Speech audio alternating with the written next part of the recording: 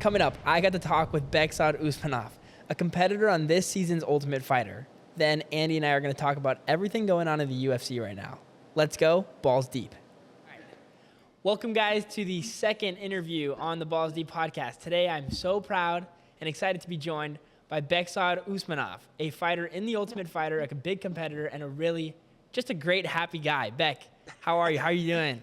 First, I'm gonna say hello to everybody. Of course, thank you so much for you, brother, and for your partners, for everyone who helping for you make this interview. Other than that, yeah, I'm enjoying my time right now. I did a couple surgeries over here for my nose, and now just helping for coaches here, management things at the gym, and yeah, feeling great, and I'm excited to see my episode soon. I'm not sure when it will come, maybe 2 3 weeks, and yeah, other than that, just enjoying my time in Albuquerque. Too hot outside, but still love it. Beck, so you're training in Albuquerque at Jackson Wink, one of the most famous gyms for MMA in the country, home to some really big legends. What helped you make that decision to train there? Yes, that's a very good question, brother. A lot of people asking me why you're here because around the world are like a lot of different gyms. I have been like in Thailand, Australia, Europe, Asia. But thing is, I was watching how Coach Wing and Coach Greg was like teaching and showing some introducing videos in YouTube or in social medias. And at some point, I found like I felt some, inside me like, oh my God, I want to go and learn from them that mental game because I can throw jabs, cross, and other stuff everywhere. But for that, making plays, how you have to fight smart, it's gonna be like difficult. I always tell it to myself. I'm like, okay, I'm gonna go to America. I'm gonna see different gyms. I was in Miami. I was in like Sanford MMA. They now rename it. I was in American Top Team and other gyms in San Diego, Victor MMA, where like Dominic Cruz. But other than that, I'm like, oh no, I'm gonna go back to Albuquerque for some and see how it will go. And I saw coach and I started talking to him. I'm like, okay, and he said, "Hey, let's do a pass." And I just got with him to the cage, and I saw Greg and Wick, and then after like first round, I'm like, okay, in this place I'm gonna stay because after pass we was talking like how I can throw some punches correct and then have a reason why I need to throw like that. And we was talking about like gameplay and other stuff. I'm like, okay, in this place I can grow and then someday become UFC champion and now I'm almost 2 years over here. So you talked about that mental stuff that you have to learn from Coach Jackson, from Coach Winklejoff. And I'm interested to hear, I've heard Rashad Evans came out and said that he had him running up mountains one time. Have you gone through anything kind of intense like that? Yes, brother. Mental game now in MMA, I think it's very important. When I was in top and training with other guys, they all same like me. Like they have same power, same legs, arms, like they have same vision or something like that. But when they go into the cage, they try read you and trick against you. That's the game. When you're tired and you tell into your body, hey brother, I'm not tired. Let's like 2 minutes more and we can smash this guy. And you start talking to yourself like that. And I learned from Coach Win and Coach Greg how I can do these things, kind of like what I was doing, like John Jones and Holly Holm, other like smart fighters. And I'm like, okay, I can improve and I need to improve in that area, and because it's very important. You can jump to the cage, you can be very strong, but that guy who will fight against you, he can be very smart and sneaky, and kick your knees and he can damage your knee and you cannot walk now. And at some point, he will take you down, choke you down. So I think now we are in that point where a lot of fighters, start being like smart and doing some specific tasks, specific workouts. And when was in Vegas and like UFC fighters, they training only 30 minutes, really, no more. Most of them training like 15 minutes, like looks like they have a fight, and training like full 15 minutes really hard. I'm like, what do you will do next? He's like, okay, I will go home. Like, I'm like, oh wow, I never thought like that. I was like training like hour at least, like damaging my body and expecting so much energy and losing muscles. Like next day I want to wake up and oh, I don't want to do nothing because I'm tired from yesterday. And yeah, these things will like, growing now. And I think mental like game and overall like fighting smart, it's very important. So I think a lot of smart fighters now working for that area, and I'm gonna be one of them. And I obviously am not a professional MMA fighter, but it seems like Yeah, you're kind of saying that it's not really about like punches and kicks. It's really just like the exactly. strategy to taking down your opponent. What is like working at Jackson Wink? Like how is that like how do you learn? Oh, Like when you have a fight coming up, how do you learn to take down a specific guy?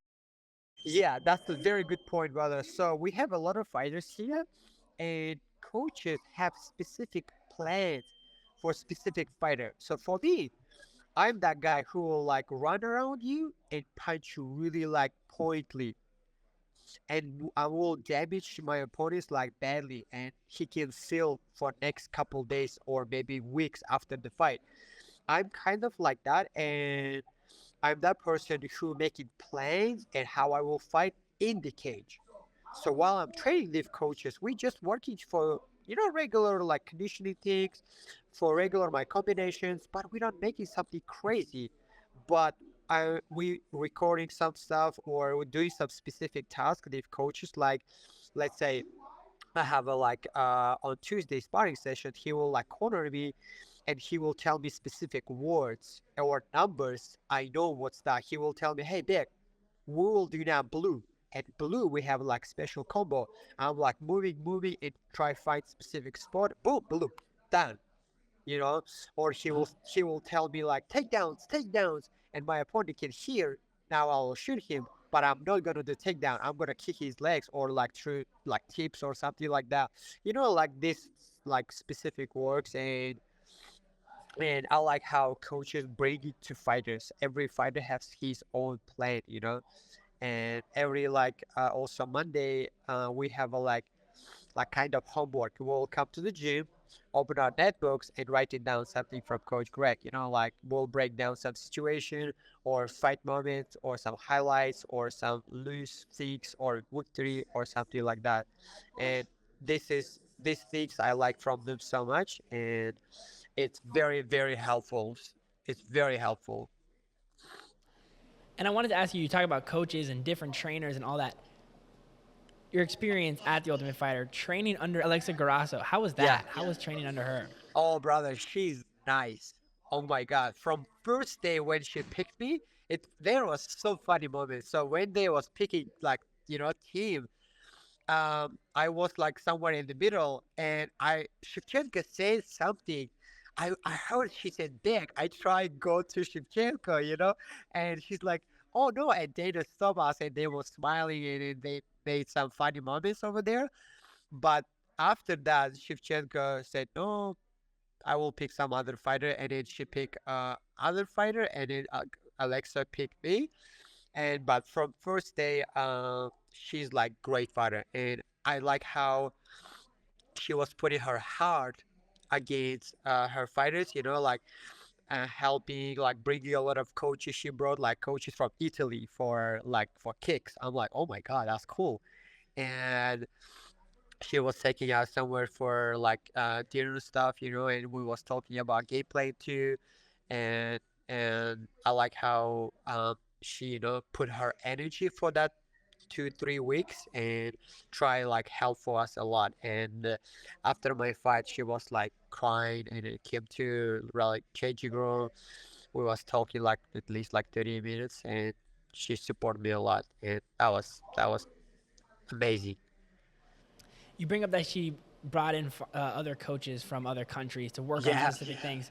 Diego Lopez, that UFC fighter who fights upcoming not this Yeah, weekend but yeah. the one after that, he was also a coach. Did he train you in anything? Yeah, 100%. We was working with him near the cage. So we was working how my opponent can like throw knees, all like that stuff, and he was showing to me Diego how I can escape from that knees and try take down, like turn around near the cage and to do like some cool stuff. He's really, really good like grappler. I'm like, oh my god, his jujitsu a high level, brother. He's like skinny like this tall guy, but very strong. And you're kind of more of a striker type, you were saying. Do you think you have to kind of build on that jujitsu and that wrestling? Like, what's the next step for that? I have my own view. So let's say when I think close to 2000 or 2001, everything started like the martial arts, like UFC, Dana, and other guys start pushing it. That point, wrestling was like interesting when some fighters will just try wrestle, wrestle, wrestle, and win fight. But now I think slowly industry changing and people now want to see more like kickboxing style, more like kicks, elbows, like crazy bloods, like how Max Holloway did against Dustin Gagey. I forgot his name. Dustin, I think? Justin, sorry, Justin, not Dustin. And did you see how they like did high level boxing, brother? But they MMA fighters. At some point, they can take down each other. Now I think kind of people want to see more standing fights and also, of course, it's good if you know like basic defending stuff for wrestling, and of course, like some little bit wrestling, but not too much, because you want to show like something cool on this, like how you can kick, how you can do some spinning elbows, how I did it tough. That was crazy, and I think something like that people want to see more than just you can take down your opponent, hold it for next 5 minutes, and it's boring fight. So that's my view. Maybe I'm wrong, but so yeah. Yeah, I feel like if you bring in like a friend who doesn't really watch the UFC and they see like a wrestling grappling match, they're Exactly. gonna find it boring. Exactly.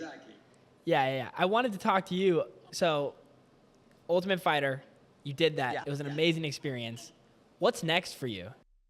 So only for my fight. After the fight, Dana White jumped to the cage and he said like, "Hey, dude, really good job. You did amazing fight, and I know you are flyweight." I said, "Yes, Dana. Thank you so much." And he told me, "Grind your skills and be the best for me." And I was like, "Oh my God, yes, I will. I will do my best." And most likely, brother, I will fight very soon. I'm not sure yet. I didn't sign nothing with for fights, nothing yet. But I'm talking with managers and matchmakers with my management, with UFC. Most likely, I will fight probably in the September. But we'll see how everything will set up. Maybe I will fight early for some short notice fight or something like that. If they will offer me fight for 145 or 135, I will go. I don't care. And but near future I'm going to fight in my division for 125, because there in tough where I was there was like guys like who cutting like 15, 20 pounds. My opponent was cutting 20 pounds. He was like huge like that. I was look at him like this. I'm like, oh, okay, I will just fight with you, dude. And that was very good. um so yeah, we'll see, brother, what things will come. But after my episode, I think we'll again reach out UFC and tell them, hey guys, what's our next step? You said in an interview right before entering the house that you knew you were a smaller guy, that you fight at the lighter division, right? Did you ever feel like that much smaller than anyone else? And did you feel like it like kind of slowed you down? I don't think it did it? Not really. Of course, I was thinking, and of course, just if you're fighting fighter against who over the like 20 pounds than you, it's gonna be a little bit difficult to handle that power against from him, because when you will throw a cross or something else, or you will try to take him down, he will sprawl. You will feel it. When I was fighting in tough with my opponent, I don't want to wrestle him because he's too big. Why I need space so much energy? I will just like kick his ass with like in distance, because I'm small, like kind of Mike Tyson. I was like going to the side and boom, boom, bringing crazy like elbows, like overhead. And for him, it was very difficult to hold me in distance. I was always like in his range. But I had some thoughts in my mind, oh, maybe it will be a little bit difficult against these big guys. But at some point, I was like, Beck, just go and show a good fight. Don't worry about nothing. And everything, like every like little moments inside me, just gone. I'm like, I'm a fighter. I was training like all my life. I will just go and fight. So they have rules, they have referee. If something happen, like crazy, someone like knock me out, they have a referee. They will stop me. They will stop him, and that's it.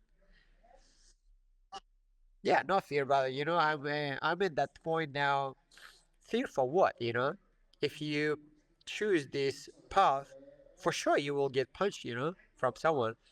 But if that fear will also bother you, it's gonna be a little bit. It will take your energy, your mindset will be in the wrong place. I'm like, I don't care. I'll just go fight, and I did it. That was crazy good. Well, that's why you're sitting in a cage and I'm sitting over here by a microphone. But I wanted to ask you one more thing.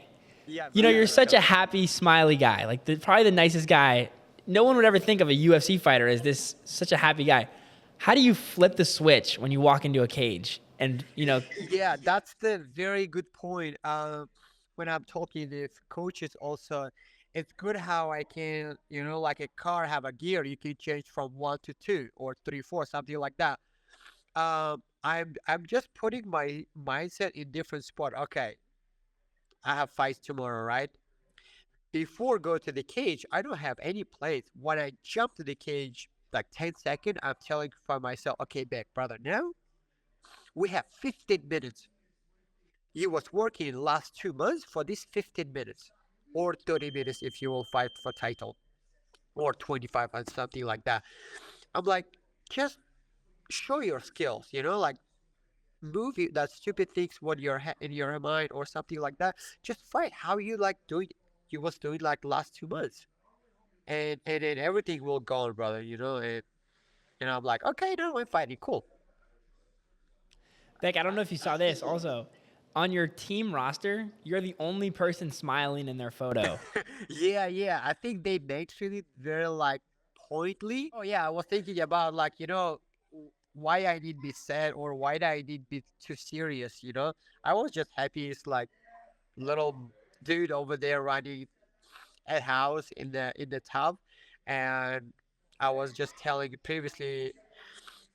My mentality is like my personality overall like that, brother. I have just little like this like 100 years maybe in this little earth to stay. Why I need be sad or why I need be like overthinking or something like that. I have my huge plans for this like next 10 to 20 years. I'm gonna just make it and enjoy my life. I have another like 6 7 years in the martial arts, and I will do my own business. What I'm doing right now, I'm building it and making like mobile app for fighters and website and doing my own management thing. And at some point, I will just turn it for that way and then continue and start helping for other guys. So it's me, like every person is different, but it's just me. Well, Beck, I just want to say thank you so much for being on our podcast. I am so excited to follow you through your career. Hopefully, I'll get you back when you win your world championship. I'll talk to you as a champ. Thank you, brother. Thank you so much. Of course, I'm gonna say thank you so much for everyone who will watch it and enjoy this video. And yeah, let's keep in touch. I will talk with you very soon again. Absolutely, Beck. Thank you so much. Welcome back. Episode 2, Balls Deep. Oh, yeah. Some say we'd never do it. Yeah, I didn't think we'd get to number 2. Number 2 is better than number 1. It will be after you That's what watch they that always interview. say. I mean, I guess you're here now after already watching it. Oh. I hope you liked it. Here we are. Let's talk. Bekhzod was the man. Bekhzod's the man. I cannot wait to watch him. Yeah, no, he's awesome. He's going to be awesome. But let's talk about June. Chaos with June. That's what we wrote down. Chaos. Because Give me the rundown. this month went from one of the best months. I made a video about it, how awesome this month was going to be. Conor McGregor, Chandler, comes out Whitaker. Also, like the Poirier Islam fight. There's one more, Strickland Costa. Like this month was stacked. Well, that's all past. That was just one of like the 9 things you just listed. And so far, besides the one that's already passed, everything has collapsed. Everything's collapsed. Whitaker's fighting Ikram, a guy who's got 3 fights in the UFC. We're pumped for that, though. I think 2 fights, actually. One in contender series, 2 pro fights. all wins. He's legit. We'll get into that all wins. later. Yeah. Anyway, yeah, we'll get into that later. We really try to be structured this episode. That was our big thing. Get structured. Chaos. All right. Anyways, Jamal Hill was supposed to fight Roundtree. That fight was hyped. Then that got Yeah, canceled. that fight has been switched like 4 times now. Listen to I this. saw Listen to 4 this. It's like, all right, Jamal Hill versus Roundtree. Then it was Roundtree's out. Dropped. Jamal Hill versus Ulberg. Then it was Hill's out. Ulberg versus Anthony Smith. Then then Ulberg dropped. Now it's Anthony Smith. They just announced who it is. I don't remember the guy's name, which is a bummer. Roman Dolidze. Yeah. So now we have Which is a beast, though. Roman Dolidze, like, I'm pumped to watch He's that. a beast. Yeah, he's Georgian. And Anthony just like Smith is Merab. the most irrelevant fighter of all time. I mean, on paper, he does beat John Jones. Anthony Smith? On paper, yeah, he does. What do you mean? Like, the stats tell you, like, he beats Alex Pereira, too. What does that even mean? On paper, he beats him. Because of what? Because he's Anthony Smith. He's the best goddamn. Did you hear what he said to Alex Pereira?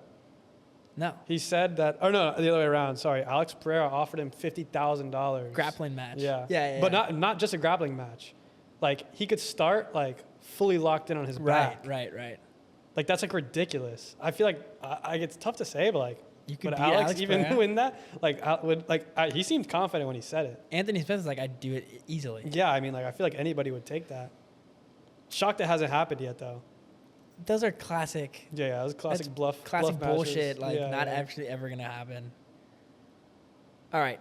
Anyways, June is all riled up. Completely. Everything went south. They lost the McGregor fight because of his fucking pinky toe. Yeah, we all knew that, though. A little bruised pinky toe. I never saw that going through. I did for a second. I was really pumped about it. For like a week, I had hope, and then And I the realized, next week it was all gone. it was all gone. Once they started talking about like suspicions and stuff of like maybe it's gonna happen, maybe it's not. Like I just knew it wasn't. I mean, and like the reason it's not having that The little pinky toe. listen, if my pinky toe looked like that, I wouldn't fight anyone It was just regardless. bruised. But like, Nah, apparently it was completely broken. yeah, Which it is was like bad. I get that, but it's like damn. What foot was it on? Does that even I matter? think it was left foot. And he's like fights that left karate stance, right? Yeah, I think so. So maybe that plays a part. I don't know. Anyways, what are we to say? I mean, Yeah. He We're didn't. nobodies. He didn't think. It's McGregor's comeback. He probably wants to be 100%. Yeah, He against kind of Chandler, has to too. win. He knows he's gonna get taken down. So Yeah. Next, we have to talk about something. The elephant in the room. 1-5 this past weekend. Wow. Yeah, no, I was hoping we were gonna talk about that, but Our boy Alex Perez. yeah, no, that's like so like whack. What happened to him? Like we saw, damn, I'm blanking right now. Taira. That's Yeah, Tatsuro Taira. Like once he jumped on his back and his leg was wrapped around his leg, like we saw it live. We saw his leg explode. Oh, It was so sad. Like especially coming off like previous injuries. That's such a bummer. Like his whole fight is that yeah, like he's had so much trouble recently. Coming his whole back. thing is that like he's not active. Like fights gets canceled. Yeah. And now he's got this like, what if actually happened? I don't know, but Honestly, like could be career ending. Like we'll see. Like the fight ended because he dropped because he couldn't stand up anymore. he Like he was yelled in crying. pain. He was yelled crying. in pain. Yeah. It was like that's crazy. Anyways, our boy Alex, we still love you. If you Yeah, ever no. want to be on the pod, We're always for him. we'd love to have you. But we bet on you. I mean, we didn't bet. We don't bet. We don't condone betting. But we picked we just you. put out our picks. We picked you, and we'll always pick you. But Tatsuro Taira, real deal. Yeah, obviously. After 2 eye pokes. That is Asshole. true. So I is he the mean- real deal or did he just like cheese his way through? No, that submission was disgusting. There wasn't even a submission though. He didn't get anything off. I think There was no tap. I'm like 90% sure there was Who no was it? Like tap. Mighty Mouse or something like that released a video, or Aljo might have, just about that move. Aljo did, yeah, I saw that. Where he was saying that, or no, he tweeted about it, that his leg wrapped around and like that, like I will say, like I've seen that before. Like that is a pretty common move. But to see like his foot push up against the knee, I don't know. To me, it looked like it was the foot's fault. But like, you know, if you're Tatsuro Taira, like You say that was all intentional? Like, no, that's my move. It's not intentional. I'm saying he would say that. To like put his leg out? To no. say that he like did that on purpose. Like broke his knee on purpose? he poked him in the eye twice. Oh, I guess you're right. I don't know. That'd be kind of messed up though. That's like a career ender. Yeah, it's messed up. I was not a fan of that. But what Aljo was saying is that like that never happens. Like people do the leg thing all the time. Like nobody's knee explodes like that. Honestly though, at the end of the day, it could have just been an accident. Yeah, it like probably he was. fell weird. It definitely was. He definitely fell weird. I would never say it was intentional. That would be brutal. Yeah, no, that'd be horrible. Japanese you just got to be fighters. a horrible human to do that. Those Japanese fighters are on the rise though. They are. Tatsuro Taira is legit. You wanted to talk about? We got the rising champ coming in. I think he was the bantamweight champ, but he's coming into flyweight. And from like the speculations that we're hearing, it's going to be in the Sphere against a top 5 bantamweight. Just like that? Yeah, yeah. He's that good? He's that popular, yeah. I need to look him up. What, do you know his name? Yeah, Kaya Sakura, he's coming in, and he actually announced it. Like, I'm pretty sure he announced it at like a Ryzen event, which is kind of crazy. Like, Well, he vacated the belt. Yeah, So yeah. that's a big deal for that promotion. and that promotion's like top tier. They're like the number one Japanese promotion. You're saying they're better than Bellator. I mean, I don't know. Like, Jiri came out of Ryzen, and Jiri was a champ there. Yeah. So He's definitely legit. I mean, if you're He's gotta be If you're a legit. champ, unless you're Chandler. If you're a champ at one of those Chill. smaller promotions, you're legit. Chandler got screwed. But like, it's not even a small promotion. Like, I'm pretty sure they're really big. They're just in Japan right, only. it's just Japan only, right. Well, anyways, it'll be exciting to see. It does seem like Japanese fighters are up and coming. From There's what a- I've seen, it's gonna be Henry Cejudo. He's going to fight Cejudo? That's what I've seen. I've seen like a couple of edited pictures with him next to Sheesh. our boy. I mean, So, that's a fight right there. Like, for Yeah. your first fight in the UFC? he was a champ. Like, he's like, who's the guy that just came recently? Just came recently. I'm blanking out. Oh, I'm thinking of like MVP, MVP? and Kayla Harrison. Yeah, still like they got pretty high Kevin matchups. Holland. First fight, Kevin Yeah, Holland. That's crazy. legit. And Kayla Harrison against Holly Holm, Right? beast. Kayla Harrison's a beast. Yeah, Kayla Harrison's like, honestly, She's so I'm jacked. pumped to watch her. Yeah. I think she's low-key gonna get the belt next. Who's that? Alexa Grasso, Grasso? or Zhang Weili. Wow. Zhang Weili's sick. I want to see a fighter in the women's go double belt.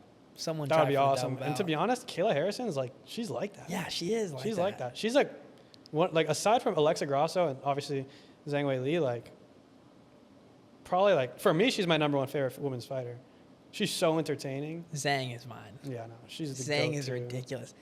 I forget what fight it was. I don't know the names. But she got this chick in like a crucifix and was Oh, just yeah, elbowing her yeah. head. It I've seen was that one. ruthless. Yeah, no, her last fight where she choked out the other girl like unconscious, like right after the round. It was the toughest thing. She like had her in a full choke and the bell run off and then she just threw her off her. Yeah. Which is like a thing. Like, should they have called that fight? She was out like on the floor in between rounds. That's the key that's a good thing. It was in question. between rounds. Well, that happens all the time. Like, you Does just get it? saved by the bell. Like, if they don't Yeah, but she end was it, out though. But what was it, like Pereira versus Izzy? He was wobbling crazy at the end of like that first round. And Yeah, then I they were just like, guess. whatever, keep it going. Saved by the bell. That's a classic. Yeah, yeah. That But he was just still standing happens. though. He was still standing. Barely. Yeah, I guess. You never really know. Yeah, you It is never up to the discretion of the ref. I mean, look at what we talked about last weekend. It's like nothing had happened and the ref called it. You know, I have a question. We were talking about women's fighters. And I was thinking about this to myself the other day. Just like McGregor is the biggest face ever, right? I feel like Ronda Rousey was to women's fighting what McGregor is to 100%. fighting. 100%. And it's a shame that the legacy just got taken away from her from like Nunez. Yeah, that is true. Like she's now known as like, Number 2, yeah. which is tough to say because she still was a beast. I guess it was Nunez and Rousey at the same time, Kind of. but it was Rousey. Like it was Ronda Rousey. It was fighting. her. She made like Like she was the reason guys were tuning in. Like, Yeah. okay, Ronda Rousey's fighting. Now it's like a whole nother level. yeah. All the girls right now are like top tier. And it was sad to see Dana came out talking about Ronda and how because of all the press and all the media and all the attention she was getting, she couldn't develop as a fighter because she just didn't have the time.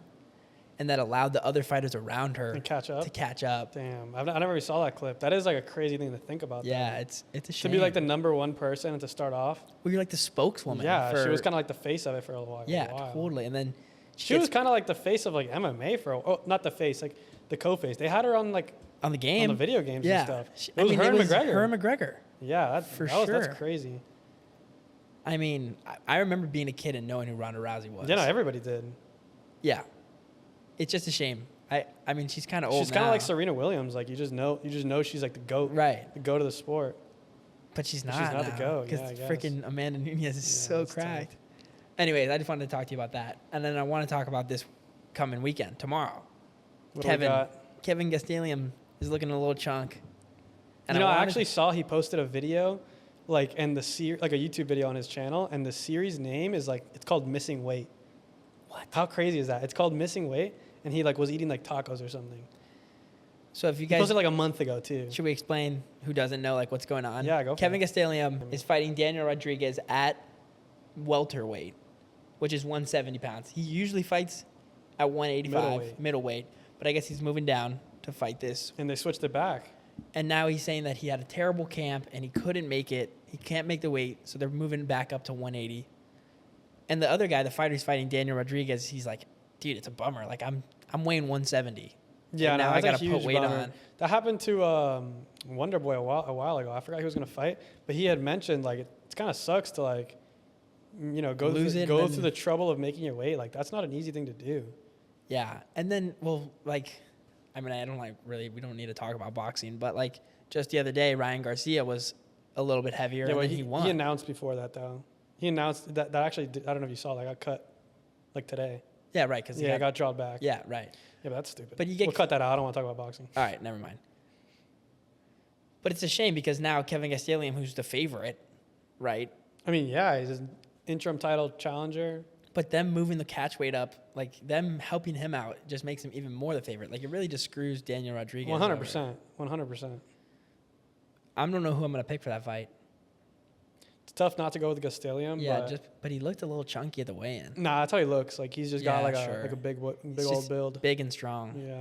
Yeah, I like him. I mean, I'm definitely for him because he is the favorite. It's at that weight that he's usually fighting at. Yeah. Daniel Rodriguez is in a whole He's different full disadvantage. atmosphere. He's a complete disadvantage. Yeah. Which is a shame because I'd love to see him win, but I don't think he will. Yeah. Probably the biggest fight of the night now that it's Ikram versus Whitaker is this Volkov versus Pavlovich fight.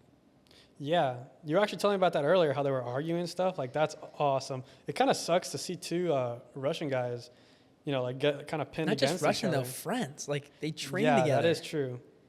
It's a huge bummer. So they're like two best friends, and now they're at the weigh-in. I don't know about best, though. I just know they were frequent training partners. Well, they're friendly. Yeah. And they're at the weigh-in, and Volkov confronts Pavlovich. He's like, listen, I don't know why you're telling people that I agreed to do this first. Like, I would not have done it if you didn't. If you didn't want to, I wouldn't have done it.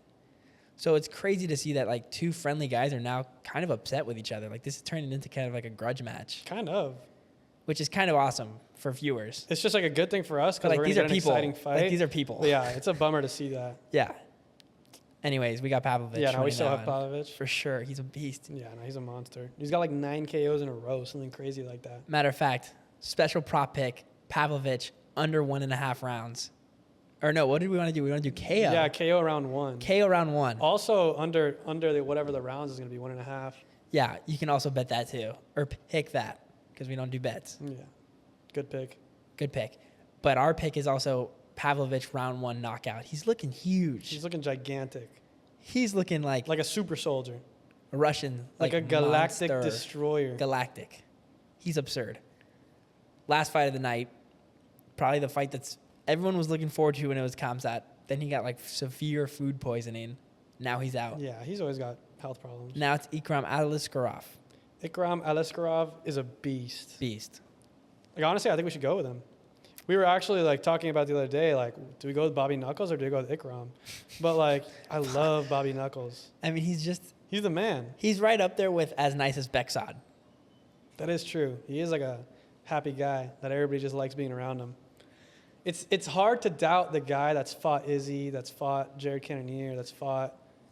But here's the thing: we have a seasoned vet versus a very, very talented. Khabib even said he's the future, like rising star. He is. He is the man. Like this might just be the fight that Ikram needs to push him into that. But what if it's too early? What if it's too early? That's what I'm thinking. It could be too early, and Robert Whitaker could be too good for him right now. Because Whitaker wins this fight, he gets a title shot. I think it's if whoever wins it. I think this is a title. They bone like Sean, and they're like, Sean, you got to fight Whitaker. They might. No, they couldn't. He's got to get it next. Sean gets it next? Yeah, after Izzy and Dricus. Yeah, maybe. I don't know. Have to. It depends who wins, though. No. I think if Sean gets it next. I think if Dricus wins, it's Sean. And if Izzy wins, it's Sean. It's got to be Sean. Nah, yeah, you're right. It's got to be Sean. He just fought Costa. Yeah. He beat him up, He didn't even have to fight Costa. He probably would have been next anyway. That is true. I agree with for sure. Kind of shocked that Costa got 2 fights back-to-back for higher-ranked guys. Yeah. That's crazy. 2 opportunities. Both gone. Straight down the drain. He was, I love his whole thing, his whole image, his whole He's personality. hilarious. I just never thought he was that good of a fighter. Nah, he's really good. But like not right now. The comp is Yeah, ridiculous. Like he is a great fighter, of course, but the competitiveness in that division is ridiculous. 100%. Yeah, that's easily like one of the top. Whitaker could easily be champ, but he's not even Yeah. like top 4, top 3. Whitaker? Yeah. He's number 3. But I wouldn't rank him there. Like me personally, like I would put Sean above him. Maybe. See, that's one of the things. Like, they're just 2 completely different fighters. Like, would Sean beat him? Like, I would honestly love to see that fight. Sean is just so awkward. Those are just two. Those are that just 2 fight. guys you don't match up against. They're just like I just don't see them standing across the cage from each other. Drake is like they're just weird fighters. Yeah, they're all just. They're all Izzy's like, even kind they're of all weird. like anime characters. Yeah, they are weird. Even Paulo Costa is an anime Yeah. character. Yeah, he's hilarious. I guess that's the better word. Because Costa, I guess, not a bad fighter. They just all have very unorthodox, weird styles. You see Dricus Duplessis like highlights. Yeah, He like throws a right and then like a spinning back fist. He spun. I think in the Sean match like 4 times. Yeah, I don't get that. Whatever works. It's Whatever. obviously working. So we got to make our pick for Ikram versus Bobby Knuckles. And it's either do you take the seasoned vet, who's 2-1 in his last fights with wins over Costa and Vittori, with a TKO loss to Dricus in there, in between. Or do you take that was like a Ikram, comeback fight though. 3-0. I Last say we go 2. Ikram. He is the underdog, Right. so I think that's a Last huge, 2 fights, both by KO. like vicious KO too. And then in He's the contender only series by ever sub he's only ever lost to Kamza. in a sick uppercut. Yeah, and a disgusting hit. That is fire. But still, it's hard to not go with him. Honestly, I say we go with Ikram. I think because of what Khabib said about him, and I just think, The fact that he trains with Khabib is like a huge plus. well, he's got to be good at wrestling. Yeah, but I don't think that's like his thing, you know? Like, It'll be a he could boxing hold it. match. It's going to be a stand-up fight, though. Bobby Knuckles doesn't really go to the floor like that. And Whitaker, like, looks good, though. Like, he looks super strong, but I don't. It's interesting because Whitaker's getting older, right? This is kind of He's one of those. 33. Sheesh, he's just been around for a while. Like, it's a funny thing that, like, he has to win this fight, and Ikram doesn't really have to win this fight. It would be huge for him, though. Like, have to. It's just like that's like a weird way to put it. Like, have to. Like, yeah, Bobby Knuckles has to win it. But, like, if he doesn't, like, what really happens, you know? Well, He's 1 and 2. he falls. Falls, like, what? 1 rank? 1, 2 ranks? If Bobby loses this fight, Yeah. no, I'd say he fall out of the top 5. That's not how it works. They just go like this. He just moves down 1 and then. No, you can move down 2. But that's not. I don't think that's how. I don't think that's what they do, though. I'm not sure. I just know that it's more important for Whitaker to win than Ikram. Oh, for sure. For Like, him if to we're talking keep about his one or the whole- other, yeah. For him to keep his whole identity as a title contender, like he has to win. Oh yeah, 100%. That's a fact. Yeah. While Ikram can lose and be like, yeah, I He lost, could lose and he I come lost to back, Robert yeah. Whitaker, like Yeah, yeah. stud Robert Whitaker in my 3rd UFC fight. Like it's Yeah, not no, that big is of a that is deal. like a huge. That's kind of like a Steve Ercik type of thing. But Steve Ercik came out of nowhere. beast. Yeah, We don't need, I'll talk about monster. hours for Steve Ercik. Yeah. But it's kind of like what we thought would have happened to Tetsuya Taira. You know what I mean? Like we thought Tetsuya was going to get heat checked. Yeah. But is Ikram getting heat checked? Like I think Well, here's the thing. Robert Whitaker is a lot better than Alex Perez. that is true. No offense, Alex Perez. But it could it's a hard fight. I don't think we'll be able to make our decision right now. You're in for Ikram. Yeah, I'm in for Ikram. I personally am leaning towards Ikram more, just because he's this Russian beast. Yeah. But I can see Whitaker. So that's what we're going to go with. Ikram for now, but we're not 100% confident in Yeah, it. we'll think about it Anyways, thank you guys for listening. We'll be back next week. next week. Hopefully with another interview. We got super lucky with this Bekhzod one, which I was super excited Luck? about. Never luck. It's never luck. We're some dogs. It's just our story. All right. Thank you guys for listening. We'll see you next week. See ya.